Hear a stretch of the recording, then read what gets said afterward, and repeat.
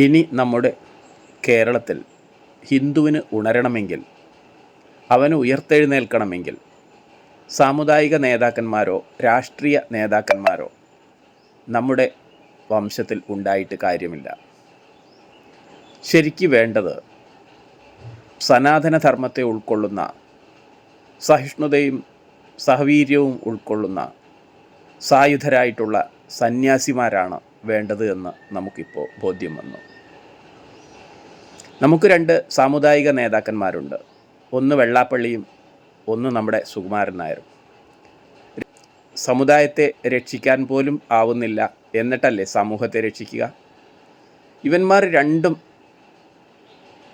ഒന്ന് നമ്മുടെ ശ്രീനാരായണ ഗുരുവിനെ ഫോളോ ചെയ്യുന്നതാണ്, ഒന്ന് മന്നത്ത് പത്മനാഭനെയും. ഈ 2 പേരും സാമൂഹിക പരിഷ്കർത്താക്കളായിരുന്നു എന്നത് വാസ്തവം. എന്നാൽ അവരെ ഫോളോ ചെയ്യുന്ന ഈ 2 സാധനങ്ങളും ഒരു കാരണവശാലും അവരുമായിട്ട് യാതൊരു ബന്ധവുമില്ല ഇവരുടെ പ്രവൃത്തി എന്നതാണ് മറ്റൊരു വാസ്തവം. ഇവരുടെ പിന്നാലെ നടക്കുന്നവർ, സത്യം പറഞ്ഞാൽ പണ്ട് കാരണവന്മാർ പറയും, മുമ്പേ ഗമിക്കും ഗോവു തൻ്റെ പിൻപേ ഗമിക്കും ബഹുഗോക്കളെല്ലാം എന്ന് പറഞ്ഞതുപോലെയാണ്. നായന്മാരും തീയന്മാരും ഇങ്ങനെ പിറകെ പോവുകയാണ്. സത്യത്തിൽ ഇവിടെ ഒന്നും നടക്കുന്നില്ല.